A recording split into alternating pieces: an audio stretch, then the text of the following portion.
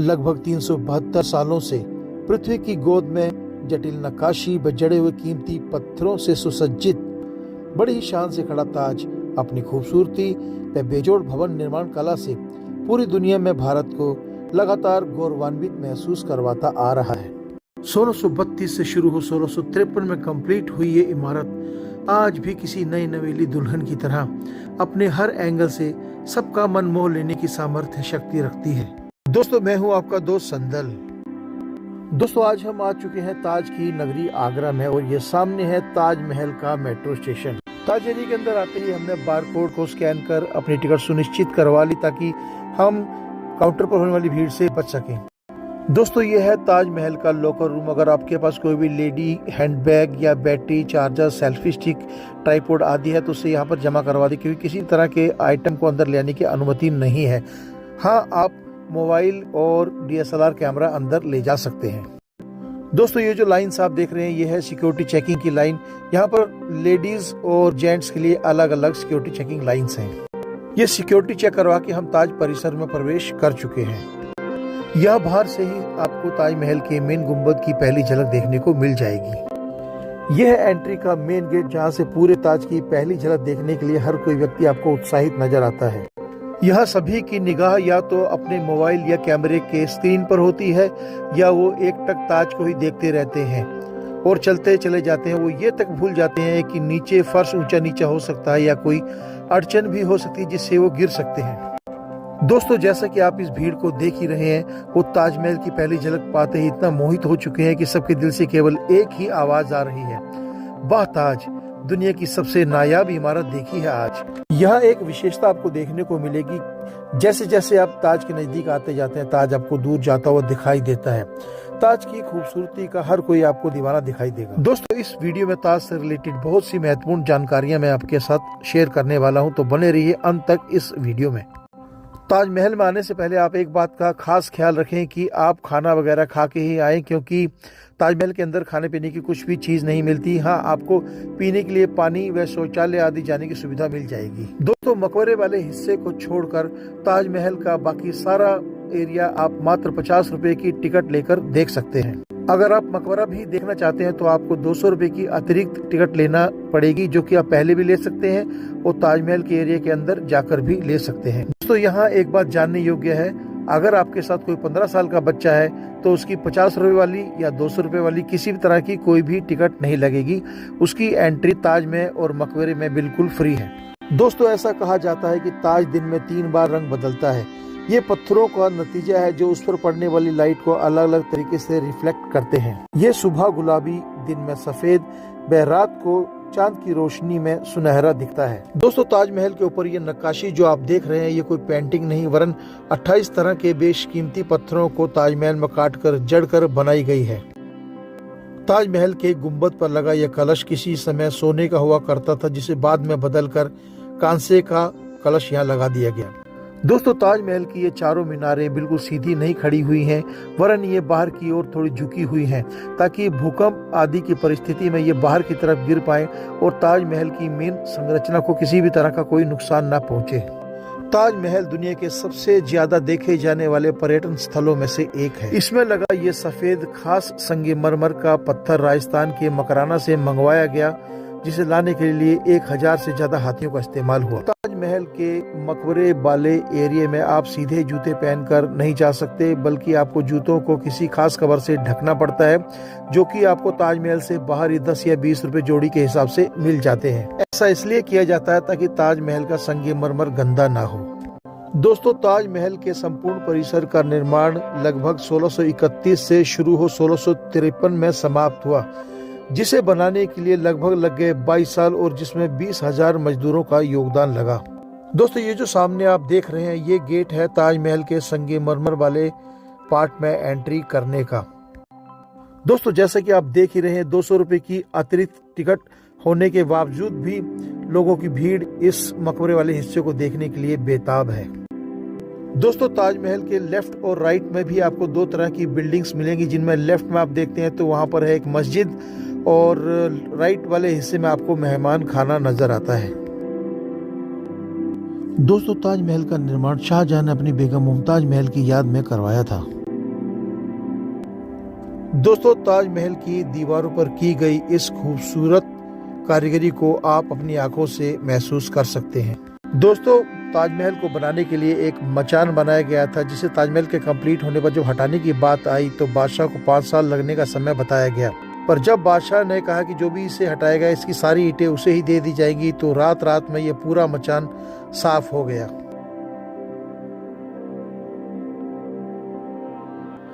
ये देखिए उस समय का 3D डिजाइन, जिसे कीमती पत्थरों को फिक्स करके बनाया गया। दोस्तों, ताजमहल इंडो इस्लामिक वास्तुकला का सबसे बेहतरीन और परिष्कृत उदाहरण है। इसके निर्माण के पीछे की प्रेम कहानी इसे और भी आकर्षक बना देती है। कहा जाता है कि शाहजहां बहुत ही मृदुभाषी व विनम्र स्वभाव के थे। शाहजहां का विवाह 1612 में मुमताज से हुआ था। मुमताज बेहद ही खूबसूरत व शाहजहां को बाकी सभी रानियों से सबसे ज्यादा प्रिय थी। व शाहजहां को मुमताज से बेहद प्यार था। प्यार इतना ज्यादा था कि मुमताज हर सफर हर जंग में बादशाह के साथ रहती थी। जब वे अपने 14वें बच्चे की मां बनने वाली थी तो उन्हें इंडिया से दक्कन 1000 किलोमीटर का सफर शाहजहां के साथ करना पड़ा। दोस्तों, ताजमहल के ऊपर की गई कैलीग्राफी दुनिया की सबसे खूबसूरत कैलीग्राफी है, जिसे कसौटी पत्थर को काटकर संगमरमर की दीवारों में फिक्स करके लिखा गया। इसे लिखने वाले अब्दुल हक को ईरान से बुलाया गया, जिन्हें बादशाह ने बाद में अमानत खां के नाम की उपाधि दी। दोस्तों, ये जो शाहजहां और मुमताज महल की कब्रें आप देख रहे हैं, ये कब्रें एक्चुअल में असली कब्रें नहीं हैं। असली कब्रें नीचे बेसमेंट में हैं। कब्रों के आसपास की गई नक्काशी भी बेहद ही खूबसूरत है। दोस्तों, मुमताज महल का इंतकाल बुरहानपुर में अपने 14वें बच्चे को जन्म देते समय हुआ। कहा जाता है कि उनकी प्रसव पीड़ा लगभग 30 घंटे तक चली और खून ज्यादा मात्रा में बह जाने की वजह से उनकी जान नहीं बचाई जा सकी। उनके शव को बुरहानपुर में ही तापी नदी के किनारे एक बाग में दफनाया गया, जहां से 6 महीने के बाद 9 दिसंबर 1631 को उन्हें आगरा ले आया गया और यमुना नदी के किनारे फिर से दफना दिया गया। जनवरी 1632 में कब्र की जगह मकबरे का निर्माण शुरू हुआ और फाइनली ताजमहल के अंदर उनके शव को दफना दिया गया। दोस्तों, कहा जाता है कि ताजमहल धरती के जितना ऊपर दिखता है उतना ही वो धरती के नीचे भी है। दोस्तों, कहा जाता है कि ताजमहल की खूबसूरती को 4 चांद लगाने के लिए पत्थरों को दुनिया के विभिन्न प्रकार के कोनों से मंगवाया गया, जिनमें से मुख्यतः नीले पत्थर को अफगानिस्तान से, फिरोजा को तिब्बत से, मूंगे को अरब सागर से, पीले अंबर को बर्मा से, माणिक को श्रीलंका से और लहसुनिया को मिस्र की घाटी से मंगवाया गया। दोस्तों, ताजमहल को बनवाने में लगे खर्चे की अगर बात करें तो उस समय इसे बनवाने में लगभग 4 करोड़ रुपए का खर्चा आया, जिसमें से 50 लाख रुपए तो केवल मजदूरों का वेतन ही था। दोस्तों, ब्रिटिश राज में एक समय ऐसा भी आया था जब उनके गवर्नर जनरल विलियम बेंटिंक ने ताज को तोड़वाकर उसके पत्थर और उसके मार्बल को बेचने का मन बनवा लिया था, पर यह हो नहीं सका। दोस्तों, ये आमने सामने जल महल है, जिनके अंदर पानी को भरकर इन फव्वारों को चलाया जाता था। दोस्तों, कहा जाता है कि ताजमहल का डिजाइन दिल्ली में स्थित हुमायूं के मकबरे से प्रेरित है। ये है ताज संग्रहालय, जिसे पर्यटकों के लिए सुबह 9 से शाम के 5 बजे तक ओपन रखा जाता है और बाद में इसके दरवाजों को बंद कर दिया जाता है।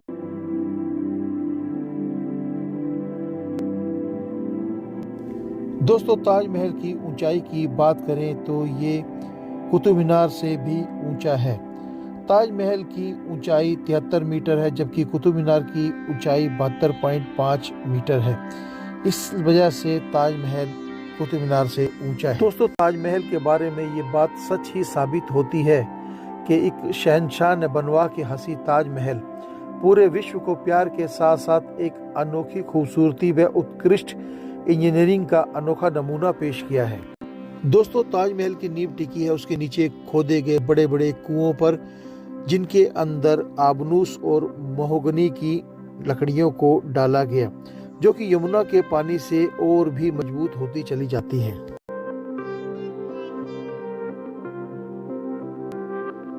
दोस्तों, ताजमहल का ये जो हिस्सा हम लोग सामने से देखते हैं, एक्चुअल में ये इसका सामने का नहीं पीछे का हिस्सा है।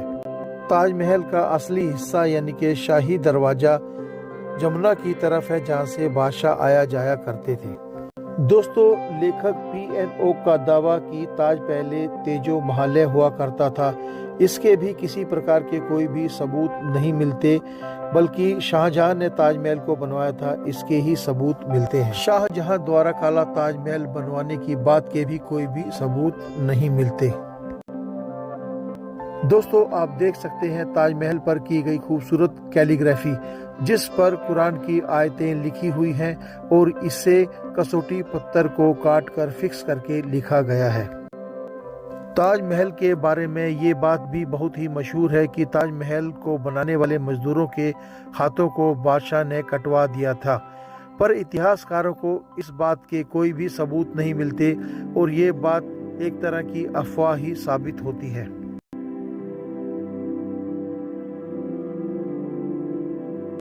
ये देखिए, यह है एक गुप्त रास्ता। कहा जाता है कि ये रास्ता ताजमहल से सीधा आगरे के लाल किले तक जाता है।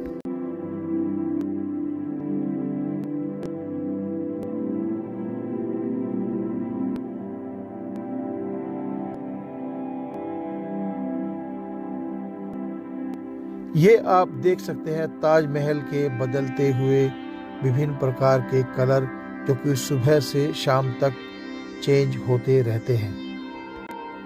ताजमहल के अंदर किसी भी तरह की बिजली की व्यवस्था नहीं की गई है, क्योंकि ताजमहल की सफ़ेद दीवारें व लाइट कीट पतंगों को आकर्षित करेंगी, जो कि ताजमहल की दीवारों पर बैठकर उसे गंदा कर सकते हैं और उस पर निशान छोड़ सकते हैं।